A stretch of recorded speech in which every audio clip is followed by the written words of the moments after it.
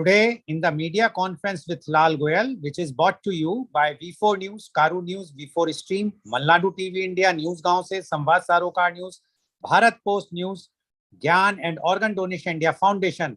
Our endeavor is to bring the latest developments in the country, and endeavor is to enlighten you with that.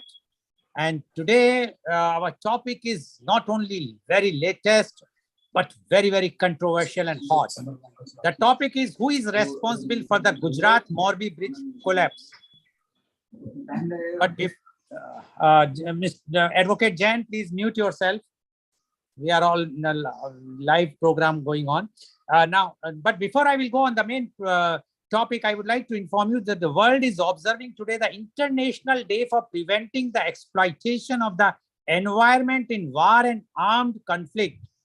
The United Nations General Assembly declared 6th November of each year as the International Day for Preventing the Exploitation of the Environment in War and Armed Conflict. Though humanity has always counted its war casualties in terms of dead and wounded soldiers and civilians, destroyed cities and livelihoods, the environment has often remained the unpublicized victim of war. Water wells have been polluted, crops trashed, forests cut down, soils poisoned, and animals killed to gain military advantage. Furthermore, the United Nations Environment Program, UNEP, has found that over the last 60 years, at least 40% of all internal conflicts have been linked to the exploitation of natural resources, whether high-value resources such as timber, diamonds, gold, and oil, or scarce resources such as fertile land and water.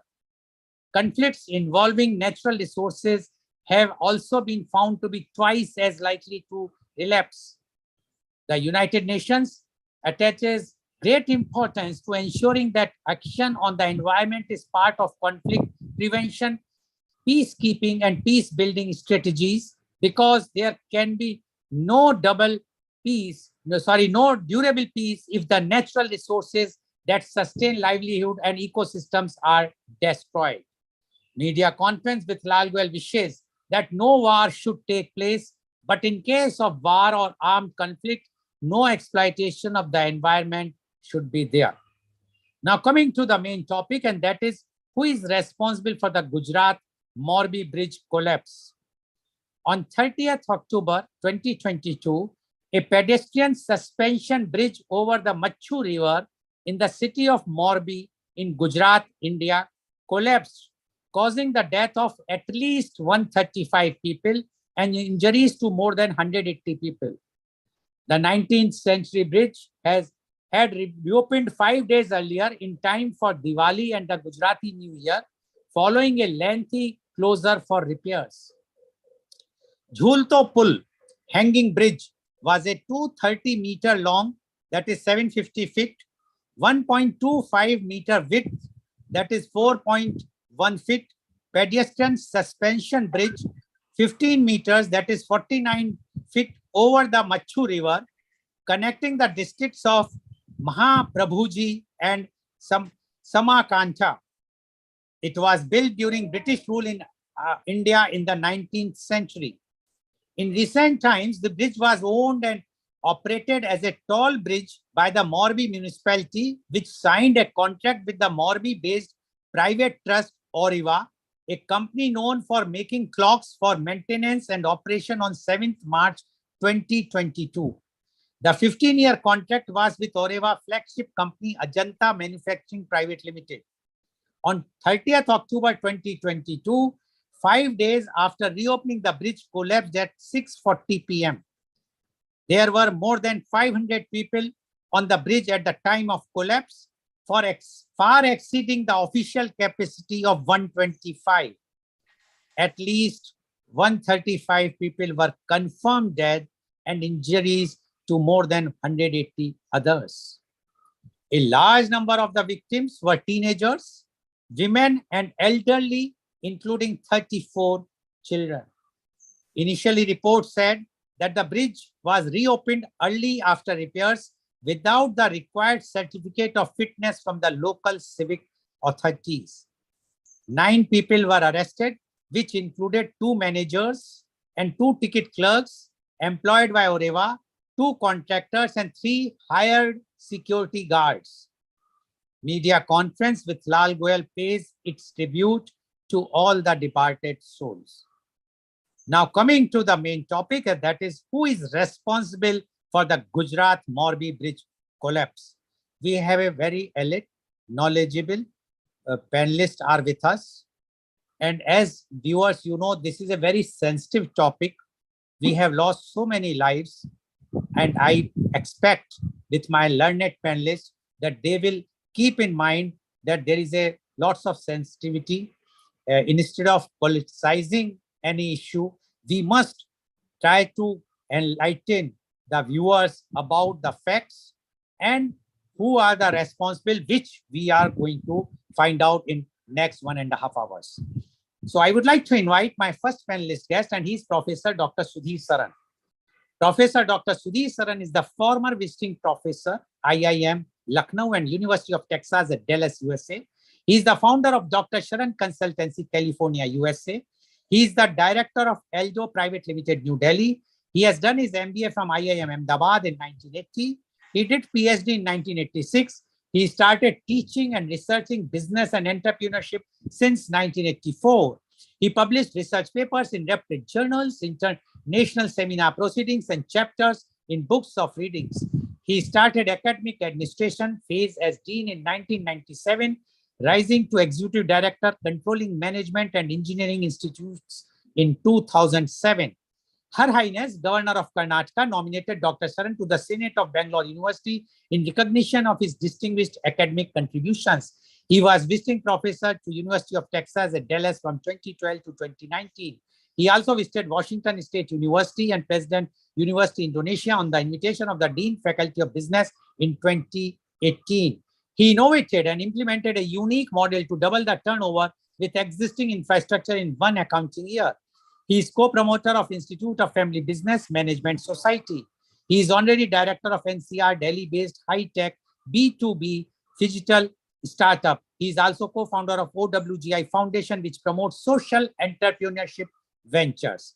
But before I will go to Professor Dr. Sudhir Saran, I would like to read out the messages or the opinions sent by our esteemed viewers. The first opinion is from Professor Dr. R.K. Arya. And I will tell you, viewers, these are their personal opinions. Media conference with Lal Goyal has nothing to do with these opinions. So this is a disclaimer which I would like to put it in the very beginning, because we know the atmosphere in the country is such that if something goes wrong, even the advocates who are sitting on my panel are not going to save me.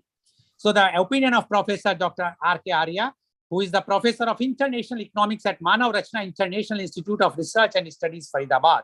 His opinion is the casual approach followed in the contract is evident. Lot of overlooking by the leadership is also evident. The political leader involved in the contract has some motive of making easy commission. BJP is known for splashing money on every political event. Therefore, it keeps corporate sector ready to straight away fund the event without tainting the party for being extravagant. The Oreva company is a watch-making, very big local company who has been given the contract. This very act of BJP and straight away throwing money on people's on hundreds of schemes is proving fatal to the ecosystem got created in the last 8 years. Otherwise, how should it have been different from the rule by any other party? Growth rate has been just halved. The economic environment has never been hedgy, which has been made in the last 8 years. Now, these are the personal views of Professor Dr. R.K. Arya, who is the Professor of International Economics at Manav Rachna International Institute of Research and Studies, Faridabad. One more viewer, he has sent his views from the United States of America. He is Mr. Deepan Shah. Mr. Deepan Shah is Asian Indian Ambassador for Organ and Tissue Donation Awareness of NJ Sharing Network, New Jersey, USA. And his view says, my perspective on collapse of 100+ years suspension bridge. So he has given on the points. First is regular check and maintenance services are done as per local city and as per state guidelines was done or not? Question mark. then there should be a limit of 100 people at one time only, but looks like no accountability for this. Election is coming and local authority wants to open and have people fun on bridge, but missing primary safety checkpoints. Common and young people are lack of safety awareness, need to go in root cause for this and held accountable for responsible authorities and persons, and due to festive seasons and school holidays, more fatalities took place. These were the views of Mr. Deepan Shah, who is the Asian Indian Ambassador for Organ and Tissue Donation Awareness of NJ Sharing Network, New Jersey, USA. Welcome, Professor Dr. Sudhir Saran on our show. And I would like to tell one more thing, that today, paucity of time, I'm not going to summarize after my guest will speak, because we have lots of messages, opinions from our viewers also. And I would also request our panelists to keep their views in a limited time, so that we will have another chance of round for the question answer, where we can explore more and more things, where you can give your answers. So, Professor Dr. Sudhir Saran, you are also the co-founder of a foundation, OWGI Foundation, which promotes social entrepreneurship ventures.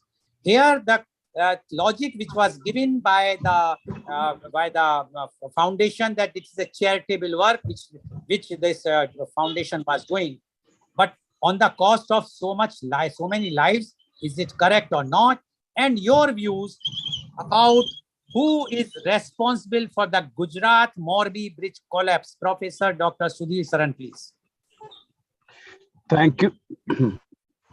Thank you, Mr. Goel. My heart is very sad. I am filled with sorrow for two reasons. I was a student in city called Ahmedabad from 78 to 80 when I was a young person, impressionable. So I had very special experiences there. This one is just the opposite, contrasted one. The other reason is I got married and I decided I'll spend 1 year understanding my better half, and I was living on the campus working as a research associate. The opening thing I will like my co-panelists with you as well as the viewers to understand is, in a novel called Atlas Shrugged, the author tries to describe this scenario, and the context is a passenger train in the middle of the night goes into a tunnel because of mismanagement of the railroad company with a coal burning engine. It was not even fit for a diesel engine. It used to be carried by electric engines, which are smokeless. But the management had a complex compulsion and relationships. They sent the train drawn by a wood burning engine. The wood created pressure inside the tunnel and it exploded. All the passengers were killed. Now it is a multiple page, 3, 4, 5, 6, 7, 8 page description. I'll refer those of the viewers who really want to understand it to look at that one. They can send you a message. We can give them full reference, but that is the context.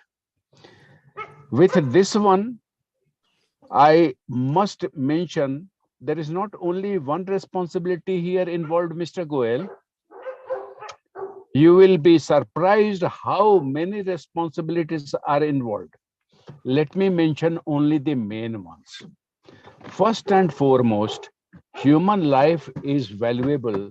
There is nobody high, nobody low in terms of our constitution of the country, which is the basic document. All lives are equal. You named the number of people who lost their life in the accident. First responsibility is constitutional responsibility. Constitution asked every one of the citizens to do what they could in their role to prevent such a big tragedy when such precious lives were lost. And you particularly mentioned there were children involved in it.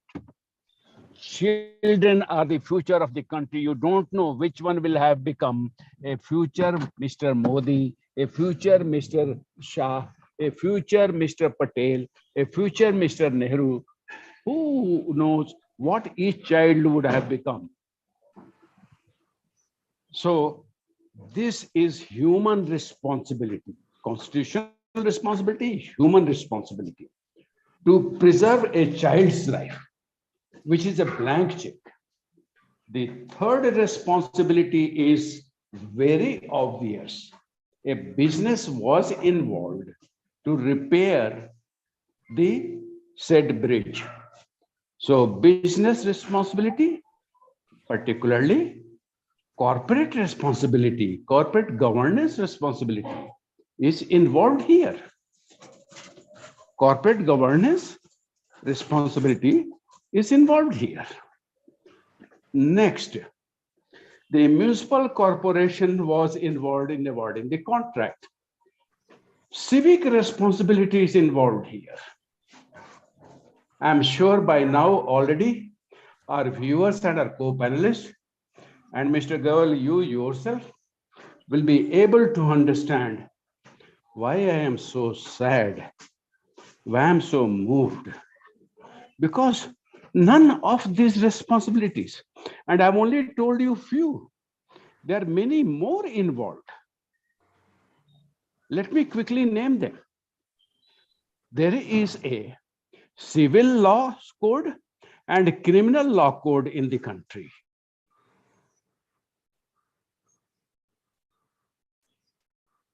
I think we have lost Professor Saran. So, Professor Saran, we will come back to you after once your connection will be there. So, I would like to move. Future? Okay, I think he is there now. Yeah, please go ahead. Thank you. Thank you. Please go ahead. Thank you. You can hear me? Yeah, now we can hear you. Okay. Just, I'm sorry for the inconvenience, because you see, Sunday is a day when I have to balance multiple responsibilities, and I'm happy I'm able to do it. Yeah, please go ahead. At least I'm not, shirking my responsibilities. Yes. Please. Okay. Then you see, the man who accepted the contract and the man who awarded the contract has moral responsibility, because they know it's a bridge over the river. Common sense tells me safeguard must be taken. The safeguards will be taken only when the person who awards the contract and the person who accepts the contract is fully willing to accept the moral responsibility.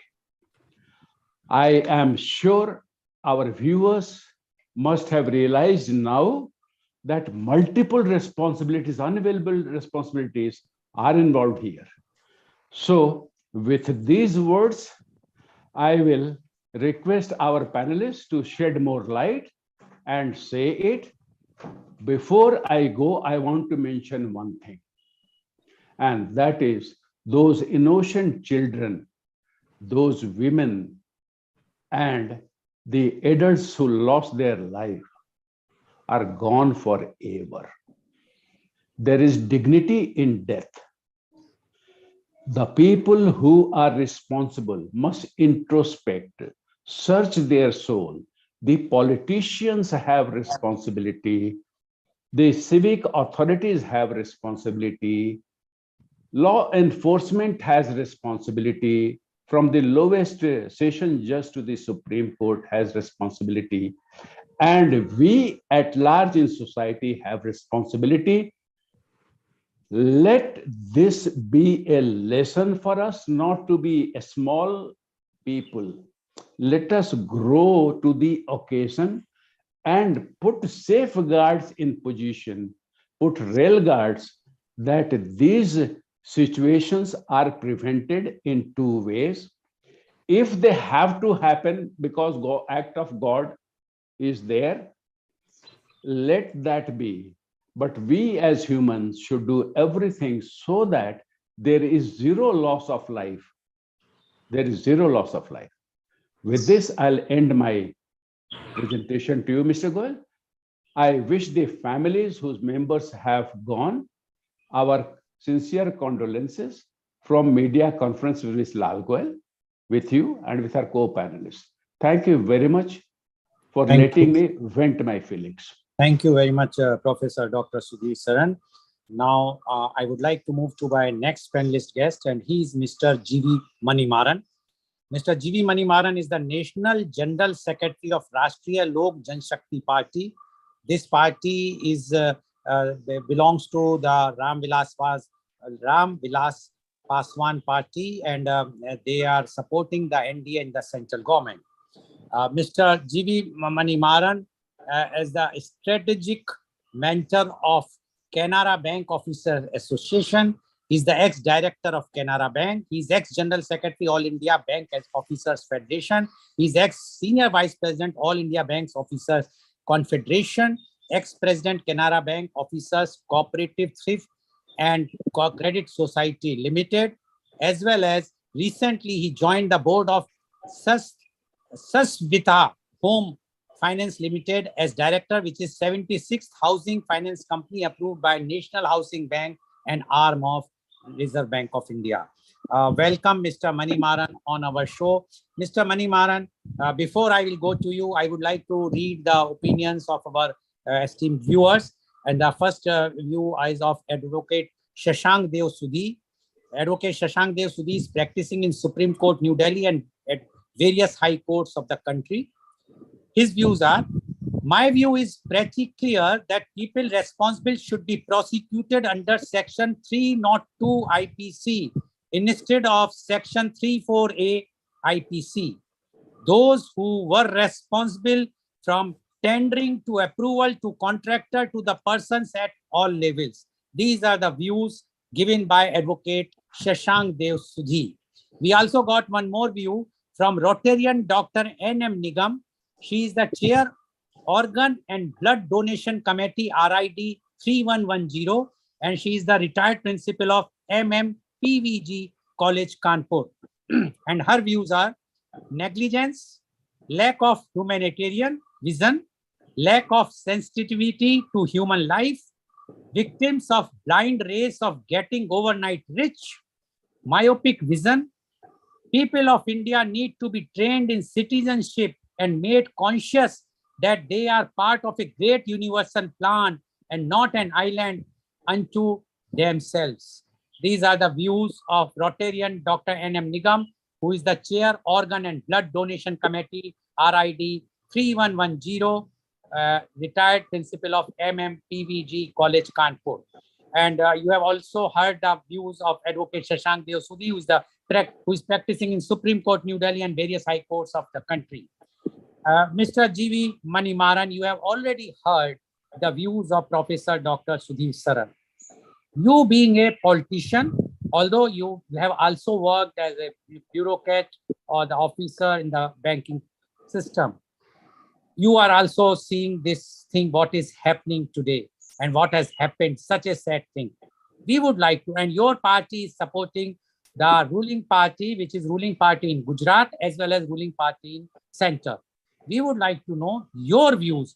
Who is responsible for the Gujarat Morbi bridge collapse? Mr. G.V. Manimaran, please. Thank you, Mr. Goel Saab. Thanks a lot for having brought this very important topic at this critical juncture for a discussion. I'm really saluting to you that as a fourth pillar of the democracy, you have brought this issue to the fore so that people in the country will know the truth behind it, and so that it can be prevented in the future too. At the outset, I would like to offer my sincere prayers to the departed soul to have eternal peace. Sir, one more thing is, though I join in the politics and I'm active politician today, when we are entering into this kind of discussion, particularly in the national interest, particularly suppose something is taken with the humanity, we don't try to mix the politics in this. And any suggestions or the opinion, it directly comes from the heart, sir. And sir, here we are all aware that yes, as a media, we are bringing it for a discussion, but at the same time, we must understand that we are only trying to do a postmortem on what has happened. And we are only trying to bring it to the fore that what could have been done so that this kind of things should have been avoided. And when we are resorting to such a situation and discussions, necessarily we will try to find out the fault caused by the institution than the individuals, because that responsibility is with us also. Because investigation is on, legally our judicial system, the third pillar of the democracy is very much on, and they are doing a very sincere investigation to find out which individual is responsible for this kind of issues. So, sir, we will be able to, as a panelist, with available information with us, they do through media, because we are not having privy to the investigations, what's happening. So, with that, we will be able to discuss only on the logically. We will be trying to conclude or identify what could have happened and how it would have prevented, and which institution should have behaved more responsibly like that. So, sir, in our democracy, that you all know that the four pillars are functioning. One is the legislation. The legislature is, of course, full of politicians, and they are expected to devise certain policies and actions which will bring good to the people, nation as a whole. And if you look at this particular issue, this bridge collapse, this bridge is historically and aesthetically very important bridge. Perhaps it may be the pride of that people belong to the Morbi too. That is the reason that despite its long standing of 100 years, still people wanted to maintain it. So in Gujarat, elections are on, and it is a very important state for BJP, because our Prime Minister is part of that state, and anything good or bad happen, it may directly have impact on the goodwill earned by our the PM. So the first pillar of the democracy is the legislature, which are full of politicians, might have decided to bring some cheer to the people. Perhaps even when the elections are on, they may try to turn the people on their side. So they have decided to bring the bridge into the life. And in the process also, they might have decided how to do that. And that point of time, this second pillar of the democracy, these executives, they might have provided the data and scientific analysis information to them, that what kind of things to be done so that this bridge can be brought into life. So this first pillar of this democracy, legislation, which is full of politicians, we cannot blame them primarily, because they might have taken this decision of bringing back to the bridge only with an idea to help the people. Sir, one more thing also, logically, we must understand that no politician in this country, and particularly the ruling party, both in the center and the state, will have a design to damage anything. They cannot afford to do so that. And we cannot go to the level of branding our politician to that extent. It might not have happened that. So the intention of bringing back to the bridge in the life is genuine. So the legislation part may not be blamed at this juncture, who have designed this idea based on the data submitted by the executives. And if you come to the second pillar, these executives, the politicians, though part of the legislature, when they became the ministers, they are part of the executives. They are also responsible for it, no doubt about it. But in a practical system, these politicians who are part of the executive, the second pillar, their role is restricted with the giving approvals, decisions, and that kind of thing. But only this bureaucracy. Bureaucracy, I mean, right from the top level cabinet secretary to the peon, I am telling that. This bureaucracy is a major part of the second pillar executive, and they should have taken care of everything right from the planning stage, whether this bridge is fit to be brought into life. It should have been seen right from the moment of gathering and presenting data to them, and perhaps there itself that something might have been wrong. And subsequently, when the scheme is the bridge is under the construction or remodeling, certainly this executive part, bureaucratic part, they might have constantly monitored that it's nothing is a compromise. Somewhere our previous panel speaker was telling that, or you also read that the complacency is set in the minds of the people. No, that is the prime reason for this kind of disaster. And if you go through the particular thing, particular the bridge issue, it was carried out by the some private contractor, and there also this executive part only might have selected the contractor, and they might have matched or satisfied the condition for which a contractor has to do that. And somebody was trying to say that they were doing only the clock maintenance and all these things. I'm not subscribed to this idea, because nowadays the corporates have got the different wings, and every wing cannot be headed by the person who is the owner, or you cannot expect the promoter or MD of the company or promoter of the company should have expertise in everything. If they are having sufficient means, they can start a wing, and the wing can be manned with the people with the technical expertise to handle such scenario. So that also might have taken care, but there should have been the proper monitoring system happen during the construction and before putting into the use. And the newspaper information says that it was not taken care. So it was designed to open it for public during December, and there must have been some compulsion on somebody to open it now, perhaps matching with the Chhat Puja or even the election on the corner also. Even that time also, these lower level officials who are supposed to do how to permit the people. Sorry, it is not put into public use just like that. Anybody can go into that bridge. It was not permitted. There was a ticketing system. And as per the information available, there should have been only 100 to 150 people, 100 people only should have been allowed. Whereas when the disaster happened, it was around 400 to 500 people.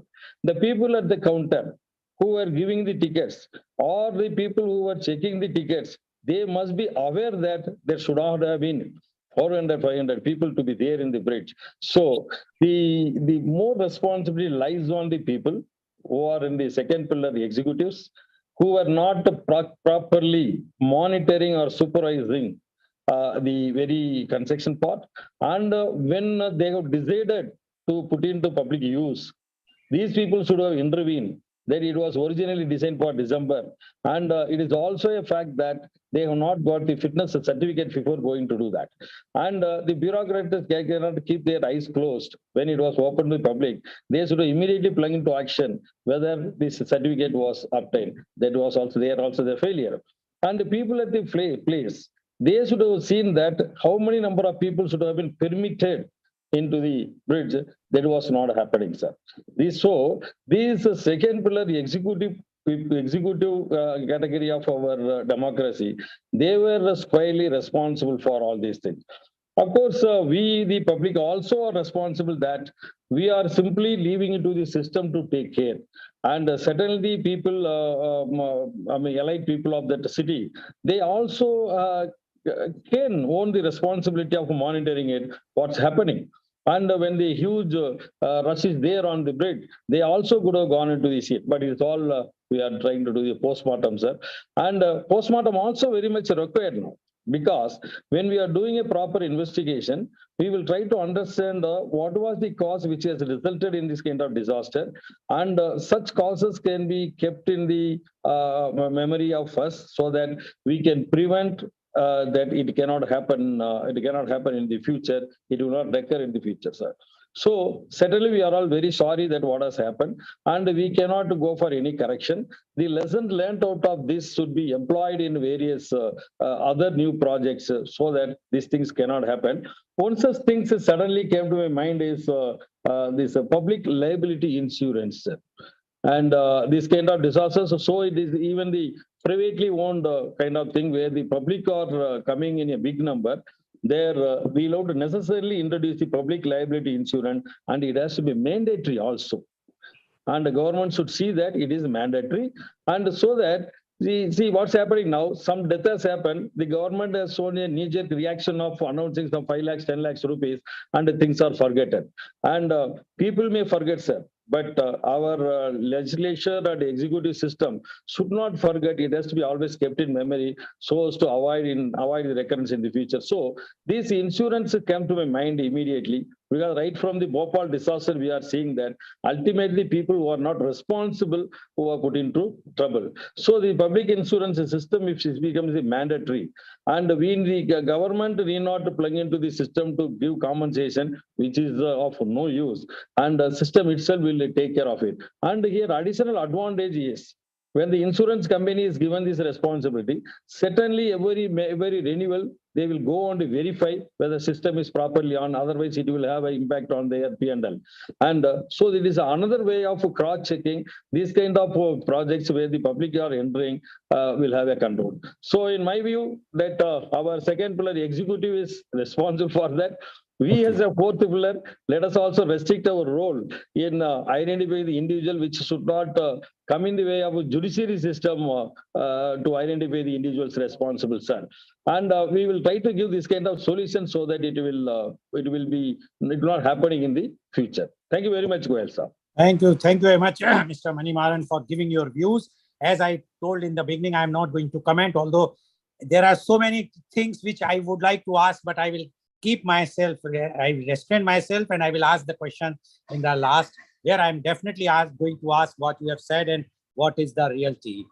Now, I would like to invite my next panelist guest, and he is Mr. Nimlendu Verma. Mr. Nimlendu Verma is the chairman of Khadi Vastra Shilpi Kalyan and Pension Nyas Khadi and Gramodyog Ayog, Government of India. He is a renowned social activist. He is a spokesperson of Bihar Pradesh Congress Committee. He is observer of West Champaran.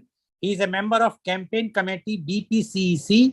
He is the former member of National Working Committee Swaraj Abhiyan and Swaraj India Party. He is president of Jai Prabha Aspatal Bachao Sangharsh Morcha. But before, welcome Mr. Nimlendu Verma on our show. But before I will take your views, I would like to take the views of our viewers. And the first view are from Mr. Duli Chand Karel. He is the national president of Bharatiya Swarnkar Sangh. And his views are, my views are in accordance to the news and observing the versions of the media personalities that it was a inhuman behavior by not only top leadership, but was a conspiracy to gain the votes, even allowed middlemen to exploit insensitively and financially. These are the views of Mr. Duli Chand Karel, the national president of Bharatiya Swarnkar Sangh. Another view which has come from Mr. B.K. Garg. He is a businessman. He is a textile distributor and selling agent for Uttar Pradesh. And his view is in Hindi. यह जांच का विषय है, यह एक हादसा नहीं है. In English, this is a matter of investigation. This is not an accident.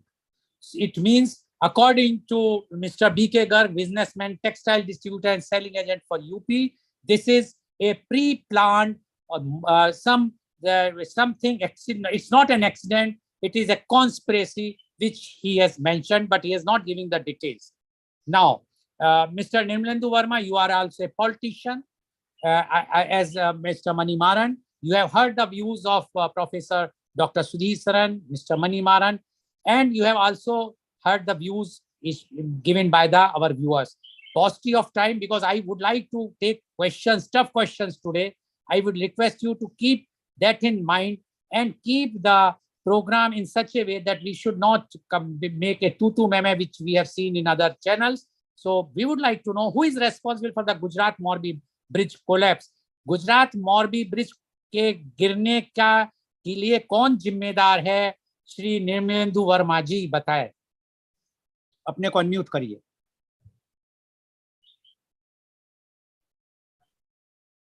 Without going into any formality,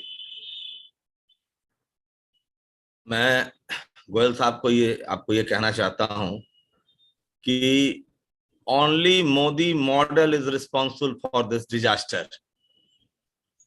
देश में जो हो रहा है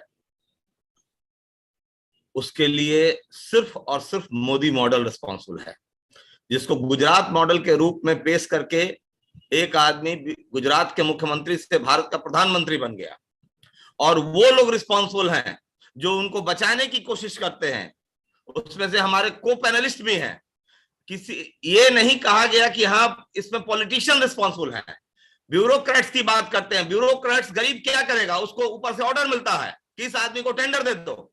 और आज के सिस्टम में जहां पर कोई भी सिस्टम काम नहीं कर रहा है, कोई इंस्टीट्यूशन काम नहीं कर रहा है, डायरेक्ट रिमोट कंट्रोल से स्टेट्स चल रहे हैं। मैं अभी हिमाचल में था, हिमाचल के लोग कह रहे हैं कि यहाँ तो मुख्यमंत्री का कुछ चलता ही नहीं, यहाँ तो ऊपर से रिमोट कंट्रोल से चल रहा है।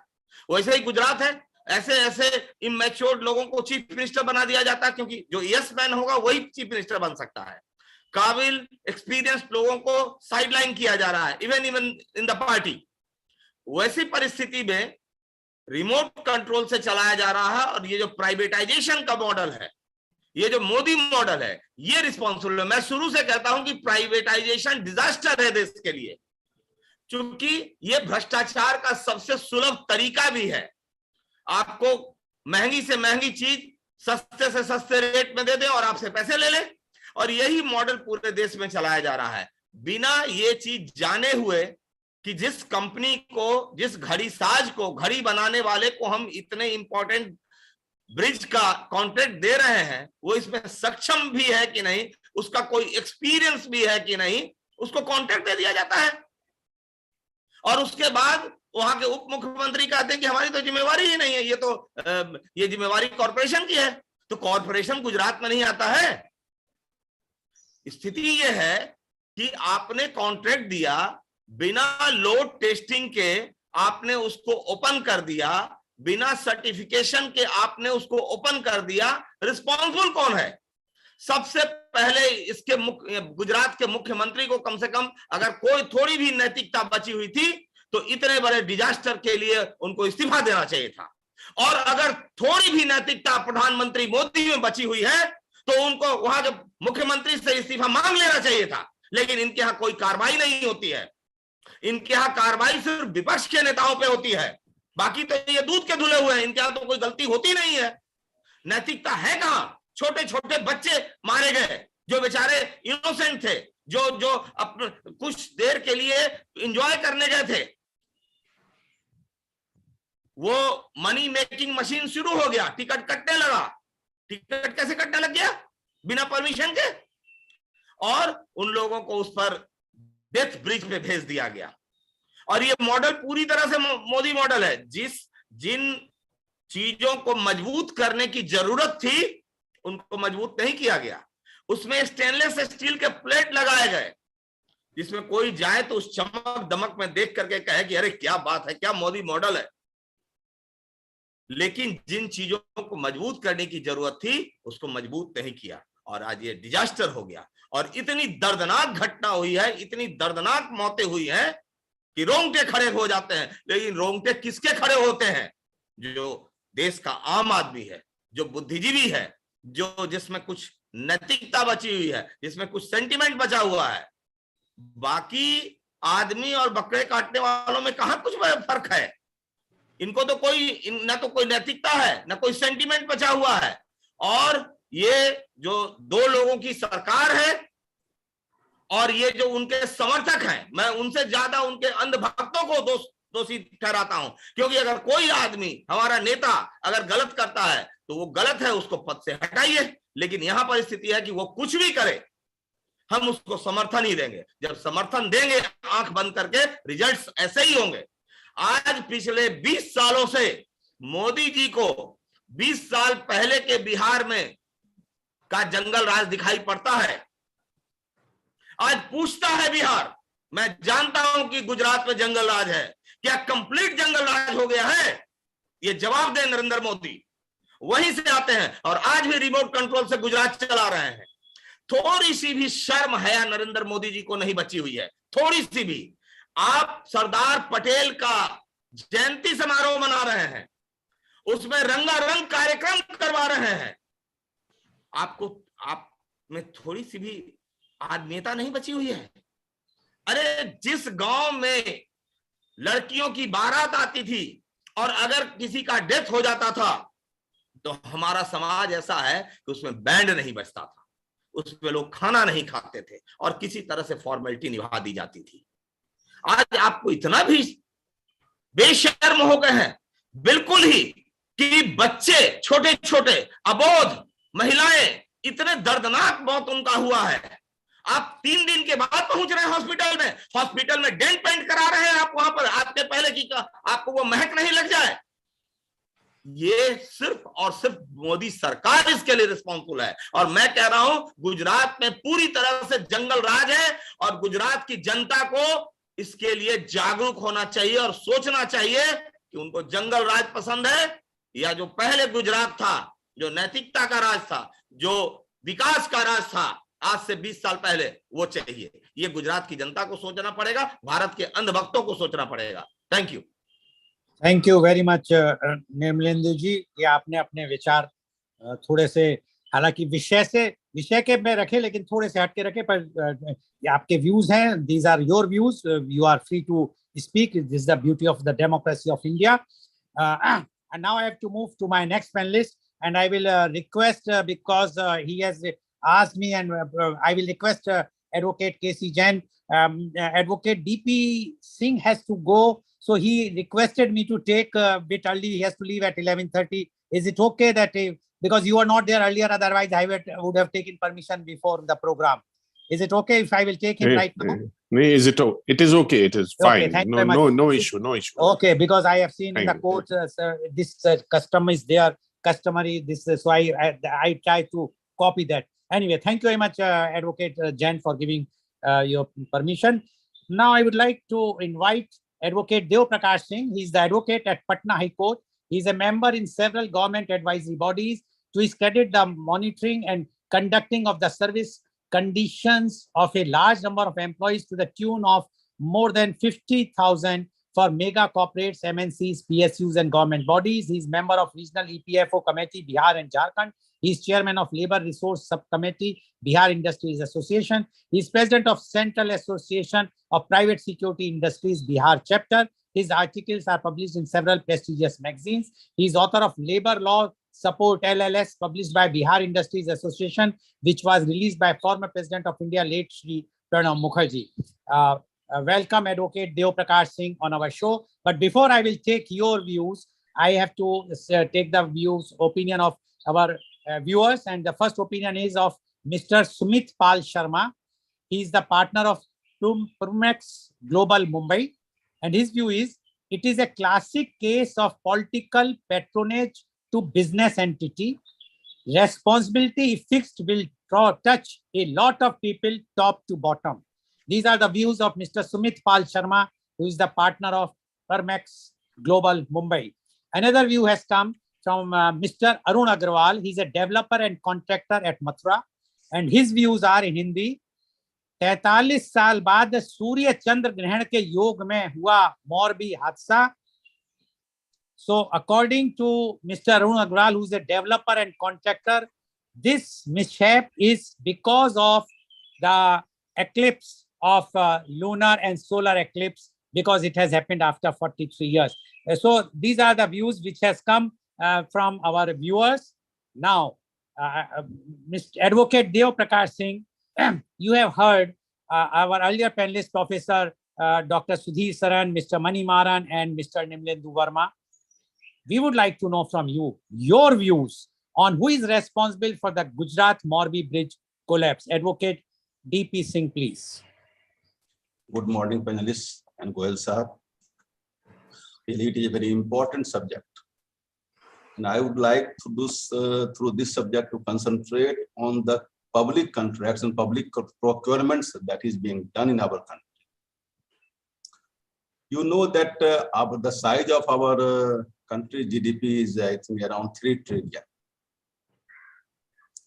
And it is a study of the Organization of Economic Cooperation and Development that out of this GDP, around 20 to 25% resources goes through the public procurement system.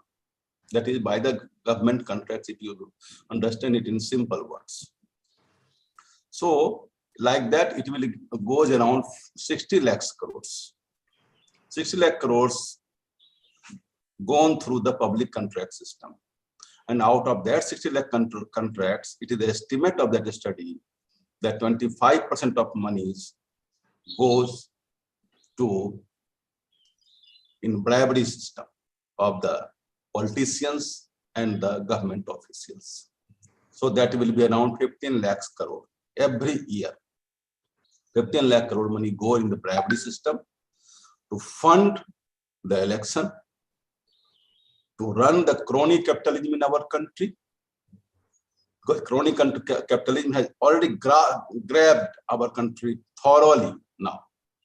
Politicians, bureaucrats, and the businessmen. Not all the businessmen, but the businessmen who are really, they are the unqualified ones, undeserving ones, but they are floating up upon the air, upon the higher level, just out of their hand in glove and the dirty connection with the politicians and the officials. There is no doubt, there is no gainsaying it. This Morbi accident, in which an organization which is expert and which is having the qualification of making the clocks, he is the owner of Ajanta Clocks and Oreva Group. He has subcontracted his contract. He is not doing this contract. And he has been in contract for right from 2007, not now. In 2022, just with the connivance with the chief executive officer of the municipality, the contract has been further extended for 15 years, up to 2037. In that, he has given some commitment that he will repair and renovate the bridge by investing rupees 2 crores and run for 15 years. For that, he will collect the money from the persons who make the evening strolls or the day strolls on the hanging bridge. But like a clever businessman always do, he has just invested 12 lakhs rupees in maintenance. Only foot slabs have been changed and painting had been done. No change in the wire cables of the bridge, resulting in the very, very sad incidents that cost around 150 lives of the people of Gujarat. Morbi is a very small place. There is, I think, only tiles and small businesses are there. But this hanging bridge has pulled so much of crowd, which is meant for only 150 persons, but gone up to 500 persons. And the things which has been talked by the municipality officers that the permission was not granted, safety certificate has not been given. These things are not in the contract. No safety certificate has been given since last 2007. Only the technical testing it seems ridiculous that the family of Oreva Group, Mr. Jaisukh Bhai Patel, walked over the bridge on walking. That was the technical testing only done. See what type of things are being done in Gujarat. Is it the hanging bridge? It is being considered as the technological marvel during English regime. It is a very technical thing. A person may be expert in making the watches and making the clocks, but is he be permitted to do for a cardiac surgery because he wants to do it? He is not expert. He is not qualified. But see, the government officers, are they blind? No, they are not blind. They are taking money for that. That's why they are doing 15 years extension without seeing any documents. No safety and security clause there. No surveillance is there. No monitoring of contract is there. And see about the district administration. No police is there. No safety board is there. No divers are there. What type of things are going on? Is it the modern democracy? Is it the management, which is known that the best management and the micromanagement is being done at the ground level? Total sheer failure on the governance part there. It is the government, whether it is the municipality or it is a Chief Minister, he is squarely responsible for this incident, and he should take responsibility for it. If he is not taking, he is befooling the people. You know that in public contract system, there has come now a clause, technical eligibility. What is being in technical eligibility? They just pick and choose the company which they want to pick and choose. The government policy, there is a Central Vigilance Commission, there is a Competition Commission of India, and there is a government financial rules also to control the public contracts. And in the government contract, it has been already been stated that we have to see that there is sufficient competition in selecting the agency. There is no discrimination in selecting the agency, and there is fairness and transparency in selecting the agency. Is it being done? CVC has surrendered, said that despite the best practices which is being done in the world, I am unable to ensure corruption-free public procurement system in the country.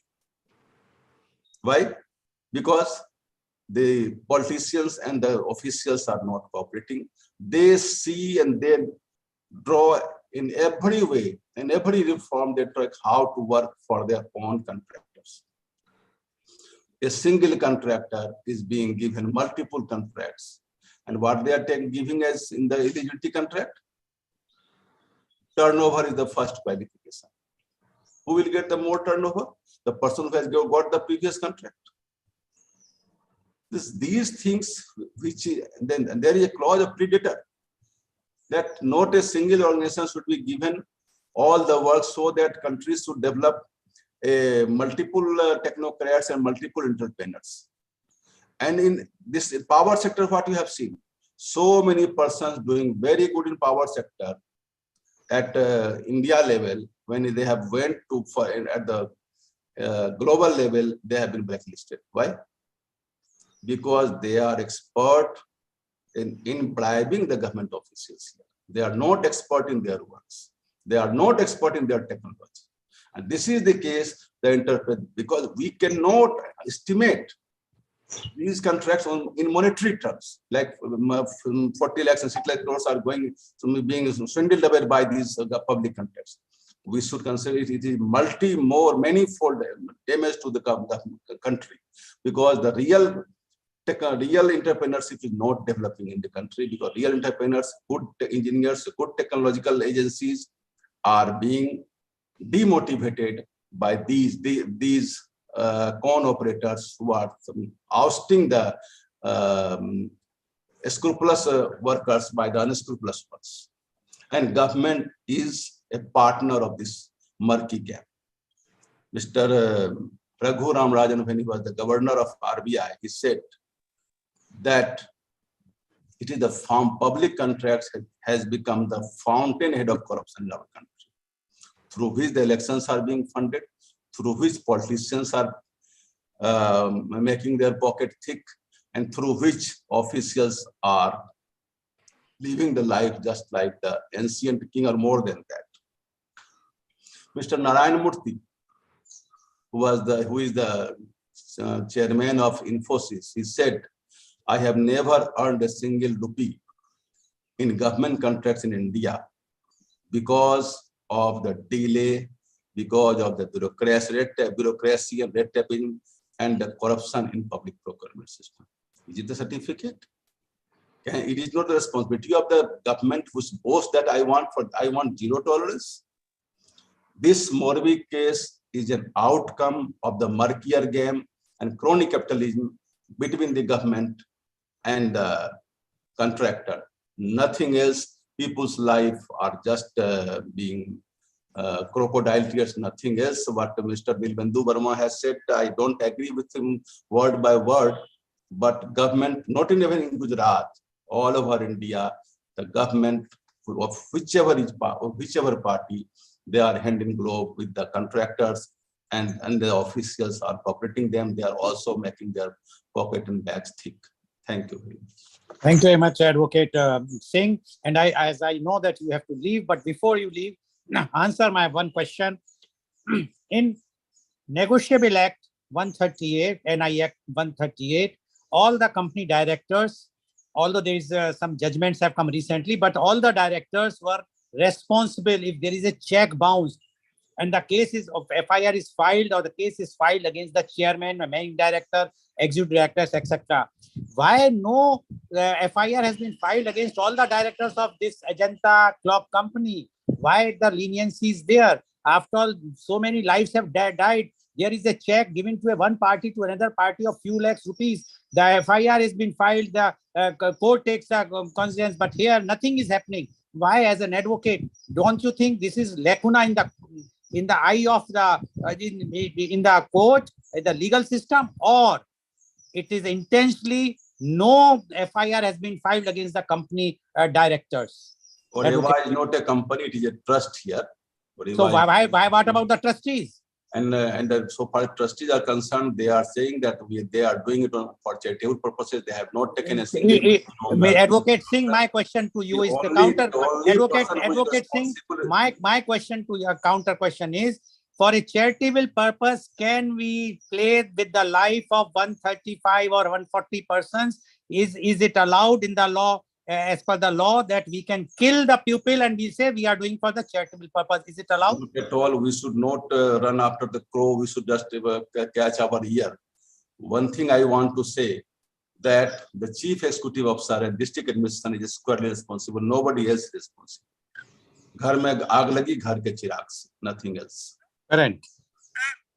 Okay, thank you very much, Advocate DP Singh, for giving your views. Now I would like to move to my next panelist guest, and he is Advocate K.C. Jain. Advocate K.C. Jain is a renowned social activist and Supreme Court lawyer. He is practicing law for last 43 years on the civil side. He appeared in Supreme Court and Allahabad High Court in several important cases. He is active on various social platforms of the city of Agra. He filed several PILs in the Supreme Court regarding the RTI Act, environment, monkey menace, road safety, etc. His large number of articles were published in law journals. His articles were also published in many newspapers on various subjects, including environment, RTI, culture, etc. Recently, his book titled as Stop Taj Mahal Turning Yellow has been released. He has varied interest, especially in RTI and environment. Welcome, Advocate Jain, on our show. But before that, I would like to read the opinions sent by our viewers. First opinion is of Advocate Ramesh Kumar Sharma. He is a leading lawyer of Western UP with more than 43 years of practice. And he says the responsibility mainly goes to the company, then to the officials, and to some extent on the public who reached on the bridge in a huge quantity. This is the view of Advocate Ramesh Kumar Sharma, leading lawyer of Western UP. One more opinion has come of Miss Hemlata. She is the former airport manager, Chennai. Lack of safety measures to deal with an emergency, overcrowded, maintenance and cable was rusted as it has not been repaired on time during renovation. It is a very tragic incident with huge influx.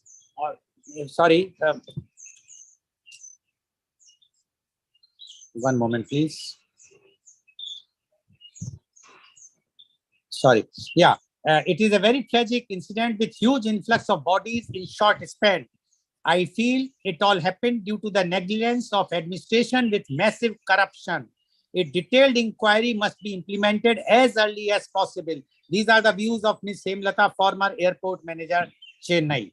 Advocate K.C. Jain, you have already heard our earlier panelists, Professor Dr. Sudhir Saran, Mr. Mani Maran, Mr. Nimlendu Verma, and Advocate D.P. Singh. They have given their views. We would like to know, because you are not only a lawyer, but you are also a social activist, and you are doing lots of work in the interest of for the public interest. But what we have seen in Gujarat, this mishap or accident, or whether it is a conspiracy, as said by one of the viewer who has sent this thing. We would like to know your views. Who is responsible for the Gujarat Morbi bridge collapse? Advocate K.C. Jain, please. Advocate K.C. Jain, I think you have checked out. Are you there now? Advocate K.C. Jain, you are there? I'm here. Here. Sorry. Please turn your mobile in another position, because, okay. Now it is fine. Yes, please go ahead. Thank you, Mr. Lal, for giving me an opportunity to share my views. I would say that it is the system failure. It is the institutional failure. It is not the failure of an individual or a few individuals. Whenever an accident occurs, like one in Morbi, then we are not to blame the ticket counter, the junior engineer, the municipal executive engineer, or the municipal CEO, but it is the entire system which has resulted in and culminated into this kind of heart-tearing tragedy. We must, who is responsible? I will say the entire system is responsible. Why it has occurred? Because there is a failure of the system. Instead of postmorteming the various facts leading to this tragic incident, I would like to say that we often see such type of accidents, such type of tragic incidents all around. What to say of the accidents that happen on roads? Around 1.5 lakh people die on roads. Who is responsible for them? 12 lakh people die because of air pollution, bad quality of ambient air. Who is responsible for that? Monkeys daily bite and attack people of Agra, people of Mathura, Vrindavan, and many other cities of the country. Who is responsible? Who is mismanaging? There is a lot of threat from dogs, street dogs. They bite people. People are injured. They have to go to the hospital and all that. Meaning thereby that it is not a sole incident. You just see the sewer lines. There is no cover on the sewer manhole covers. There are open drains. Many incidents of deaths have happened because of the open drains. Children fall in the open drain, they die. There are no pedestrians, pedestrian walks on the roads. People walk on roads and vehicles hit them.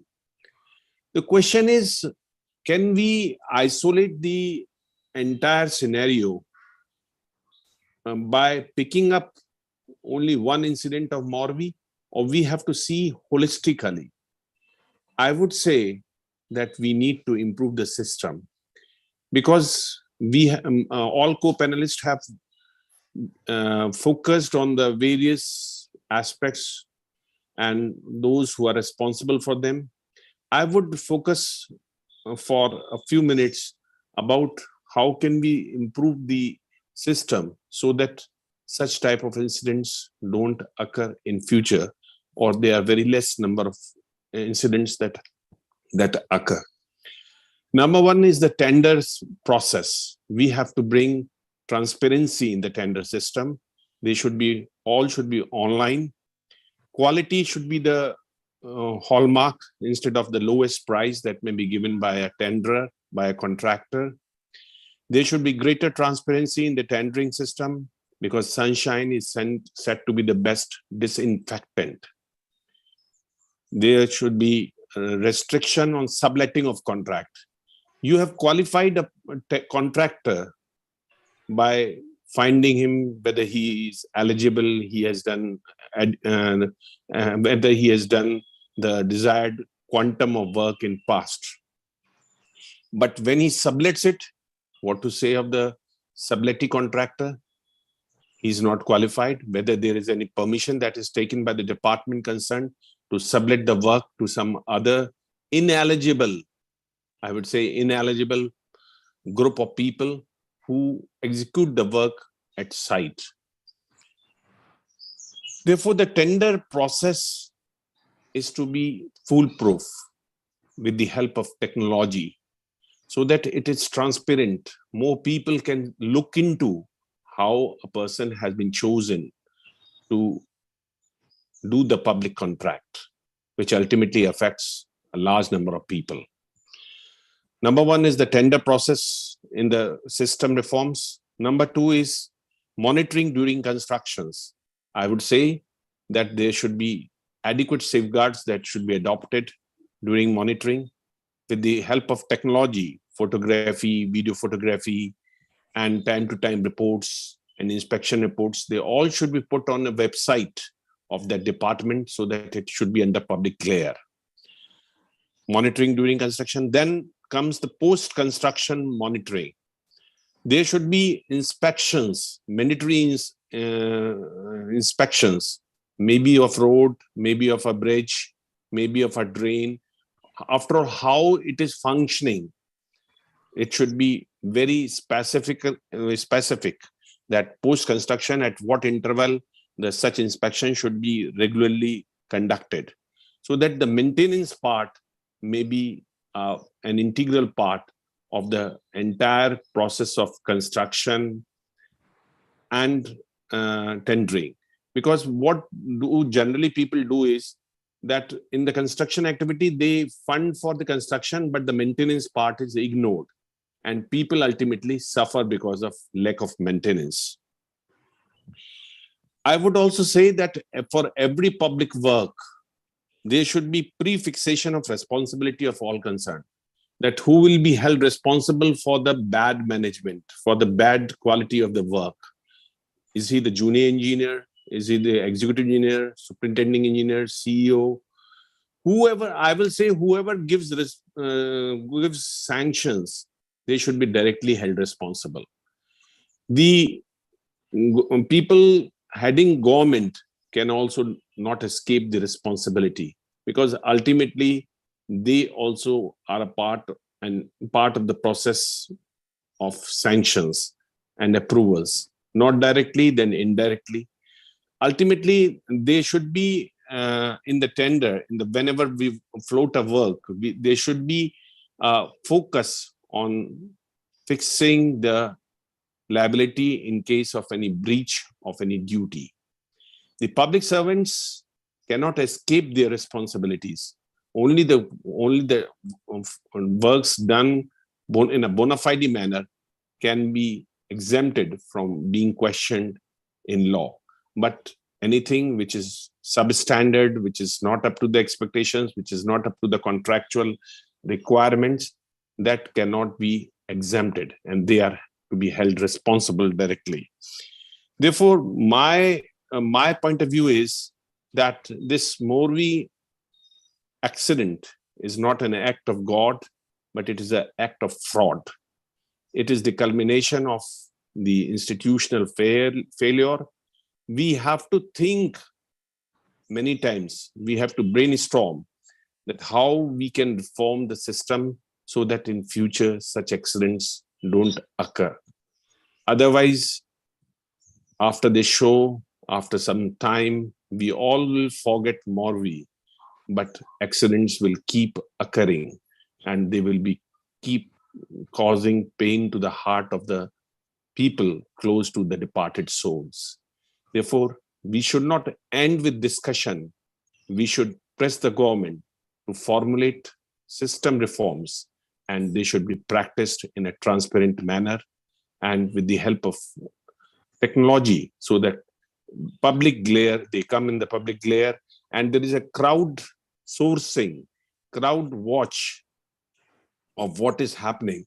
Once an act comes in the eyes of the journalist, in the media, in the social workers, they can raise their voice. But if something is done in a hidden manner, in a non-transparent manner, they are not able to understand. The officers will themselves feel afraid of doing something wrong if something is brought in the public domain. Therefore, the best course is to avoid such repetition of such unfortunate and tragic incidences, to reform the systems, to bring things in public glare, and ultimately make people to be held responsible.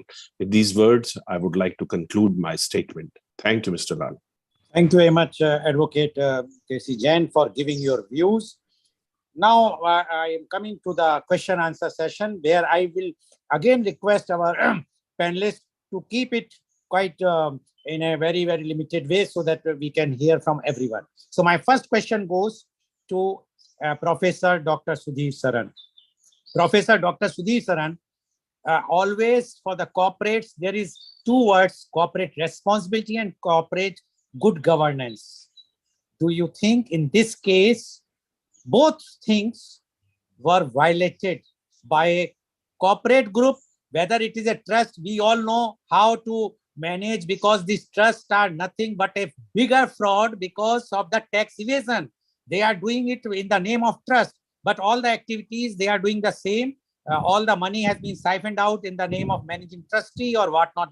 They are getting all the perks, which in a company also getting. So my question to you is there is no corporate responsibility or trust responsibility to these trustees, who so-called trustees, or there should be a law, like a company act? We should have a trust act, full act, because all these big corporates, what they are doing, they are forming a foundation. Although I also own a foundation called Organ in Donation India Foundation, but I have not taken a single money from anyone. But I want to know from you, what are your views about this?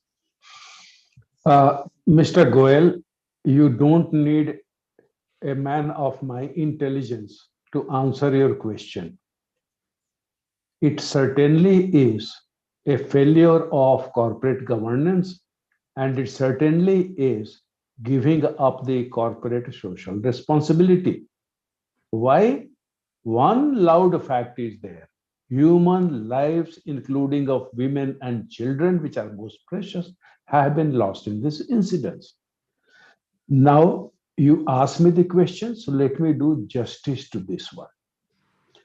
A man of my intelligence will say corporate governance is a matter of values. Engineer advocate K.C. Jain said systems failure. Manmohan Singh became famous by saying this is a systems failure as finance minister when Harshad Mehta raped the stock market. Our co-panelists are very clear that it is a failure of one kind. And if you remember what Nirmalendu ji said, what Mani Maran sir said, what Dev Prakash ji said, and what K.C. Jain said, take that all together. And is there a man among 140 crore Indians today who says enough is enough? I have been thrown out of the train in South Africa. I'll go back to India and I will not only talk, as Jain Sahab says, I will take concrete action, but the concrete action here is that the 140 crore Indians have to be brought to agree on one thing, one value, and that is, come what may, we will not let an innocent child die, we will not let an innocent woman die, we will not let a man die. The day that man comes, and I'm sure in Gita we heard it says, जब धर्म की इतनी हानि हो जाती है तो मैं अवतरित होता हूं. वो आदमी आएगा, आम आदमी होगा, छोटा होगा, मगर उसकी मोरालिटी इतनी बड़ी होगी कि पूरे देश को ऑर्गेनाइज कर लेगा. और जो जैन साहब चाहते हैं ट्रांसपेरेंसी मिल जाए, वो ट्रांसपेरेंसी मिल जाएगी. Okay, thank you very much, Professor Saran. Now my question goes to Mr. Mani Maran. Mr. Mani Maran, it's a report in the media. There was a call from Gandhinagar.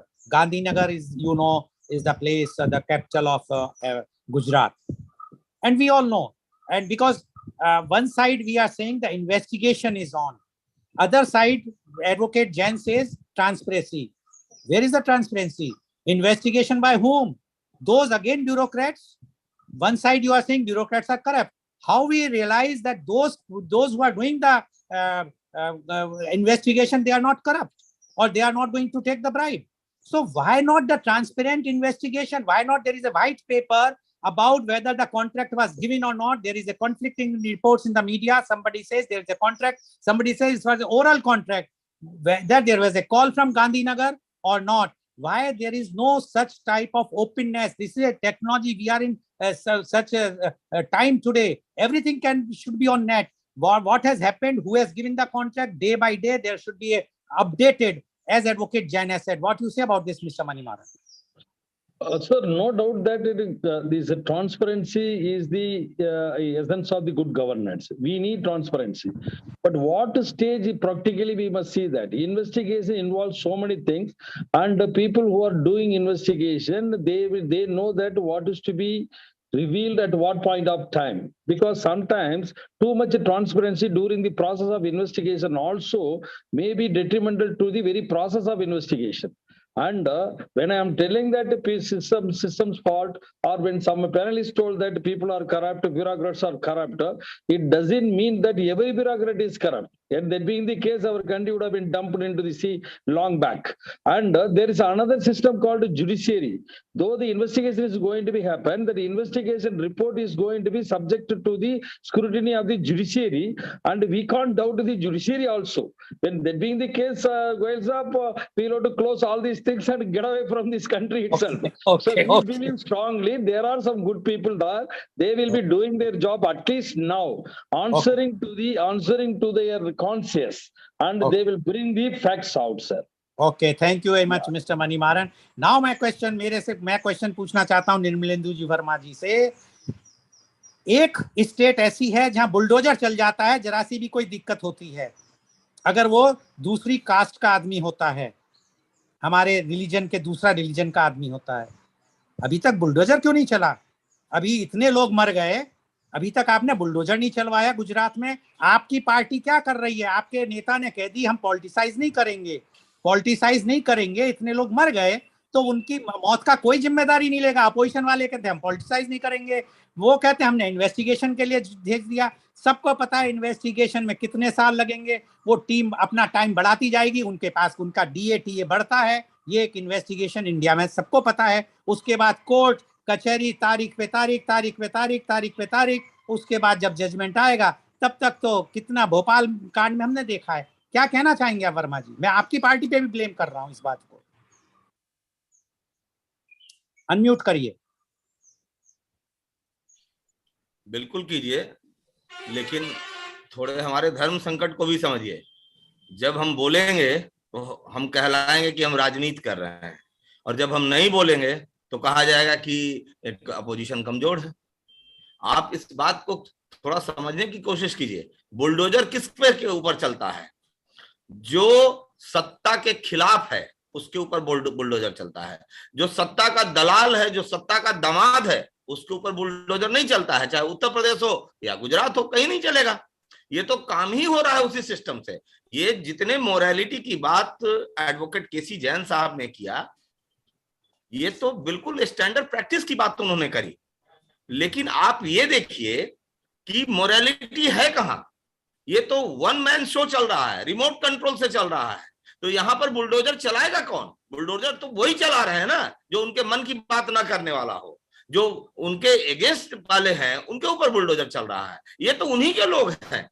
आपने घड़ीसाज को दे दिया, जूता सीने वाले को चंडी पाठ दे दिया, कहां से करेगा वो चंडी पाठ? आप थोड़ा सा इस बात को समझे। यहाँ तो राफेल का डील दे दिया गया अनिल अंबानी को, पूरे देश ने कुछ बोला नहीं बोला। और जब राहुल गांधी ने कहा तो लोगों ने कहा कि पप्पू है, क्यों बोलेगा राहुल गांधी, जो जरूरत भी नहीं है बोलने की। तो देश की अंधभक्त जनता आंख बंद करके बैठी हुई है, बैठने दीजिए। दोषी सिर्फ अंधभक्त जनता है, ये दो अपराधी नहीं है। Thank you. Okay, thank you very much, Mr. Nilendra Verma. Now my last question goes to Advocate KC Jain. Advocate KC Jain, there was an accident called Upahar Cinema. I am sure you might have heard about that. In that, about I think approximately 50 plus odd people died. There was a hue and cry. And the Supreme Court in 2015 gave the judgment, and you might be knowing, and you are being advocate, you know that Ansal brothers have to go for the jail. Otherwise, they have to pay 30 crores for each within 3 months. Why this 2 lakhs or 5 lakhs rupees to Morbi? Why not 30 crores? Then only this businessman, whosoever wants to take the contract, they should understand their responsibility. They will not understand. They will pay 5 lakhs, 10 lakhs, what? 30 crore rupees each to be paid to all those who have lost their lives, and 15 crores to be paid to those who have been injured seriously. What you say about this, Advocate Jain? Then the transparency, then we don't require anything. If they will start paying this much, the government is start paying this much, responsibility lies with the corporate or the government, whosoever, recover the money from their salaries, recover from their houses, and pay to the those who have lost their life. What you say about this, Advocate Jain? This is a judgment of the Supreme Court. Follow the judgment. I fully agree that all those who are injured or those who have died should be properly compensated, because life is invaluable. You cannot measure the price of the life in terms of money, how much, however, and whatever a quantum you pay to him.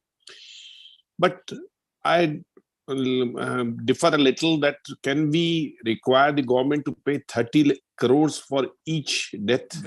Well, sorry, Advocate Jain, to stop you. This is a judgment by the Supreme Court, Honorable Supreme Court. And 30, you mean to say that for the metro person, a person who is going to a film purchasing ticket, here also the ticket has been purchased. The life of a person in Delhi is more expensive than the life of a small village called Morbi. Are we differentiated like this? I don't mean to say that, but if you take a case of a motor accident, a death occurred in a motor accident, and there is negligence of the driver, then also we don't say that you pay 30 crore rupees.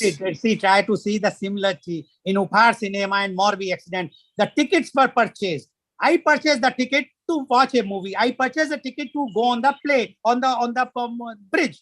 What is the difference?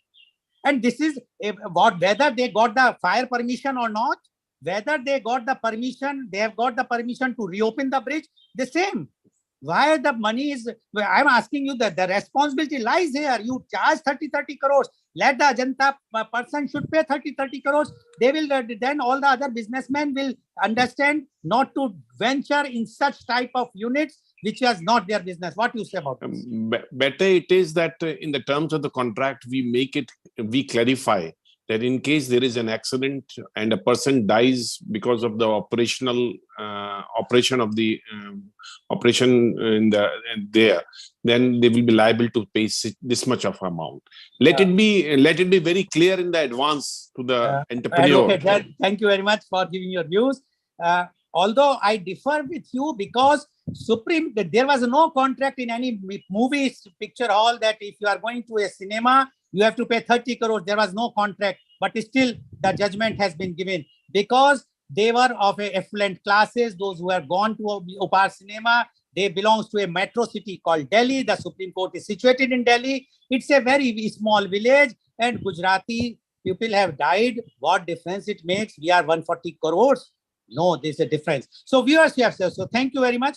Viewers, you have seen today how the life has become priceless. People say it's a priceless. I say it's a priceless because we are not bothered for the life. We have become inhuman because we are 140 crores. Let the people die. What difference it makes? Yes, if somebody dies, where we can take the political advantage, we are ready to raise the things. And we create hue and cry. But where it is going to be against our political ambition, then we are going to be silent. We will see to it the person will be safeguarded. Those persons who are involved, whether they are running in the name of trust, which as one of the panelists said, it's not an act of God, it's a fraud, which our Honorable Prime Minister also mentioned when he was in West Bengal, when there was a bridge collapse. He says this is an act of God. It's not an act of God, it's an act of fraud. Same thing happened here. But why there are two different yardsticks? One for the affluent class, 30 crores. And here, because they are villagers, poor people, no money of 5 lakhs or 10 lakhs. Can we buy the life? I understand that life cannot be purchased even by paying 30 crores. But when there is a judgment by Honorable Supreme Court to pay 30 crore rupees to such type of victims, when there is a similarity of accident, let the inquiry take place of 10 years or 20 years. Let everyone should be arrested. Either they should pay 30 crores rupees to all those who lost their life. Otherwise, all the promoters to be arrested as early as possible. Thank you very much. And today's program has been live telecasted by V4 News, Karu News, V4 Stream, Malnadu TV India, News Gaon se Samvad Saroकार News, Bharat Post News, as well as Gyan, and it was also shown on live on Facebook and YouTube. Our endeavor is only one, to bring you the truth. No tu me. You have seen there were two politicians, two advocates, and one who is a master in management, and they have given their views. The viewers, you are the final judge. You decide the life, whether we have to live like this or we have to live with the dignity. Thank you very much, and thank you all the viewers for sending your opinions, strong opinions, different opinions, but they are your opinions, so we always appreciate these. Thank you all the viewers, and thank you Professor Dr. Sudhir Saran, thank you Mr. Mani Maran, thank you Mr. Nirmalendu Verma, thank you Advocate K.C. Jain, thank you Advocate D.P. Singh for giving your valuable views, and I'm sure that this media conference will at least give some food of thought to the government and to those who are responsible for this